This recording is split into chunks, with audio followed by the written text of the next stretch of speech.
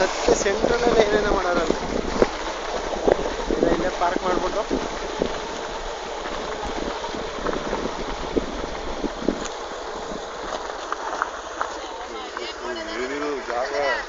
ಹೊಡಿಲ್ಲ ಕೆಳಕ ಅದಿಲ್ಲ ಪಾಸ್ ಚೇತು ಅಲ್ಲದೆ ಇಳಿಯೋದ ಇಳಿರುವ ನಡಿದೆ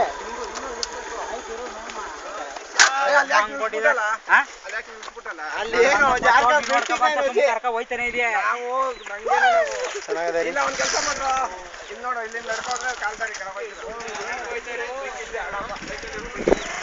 ಜಾಗ ಇಲ್ಲ ಹಿಂದಿಕ್ಕೆ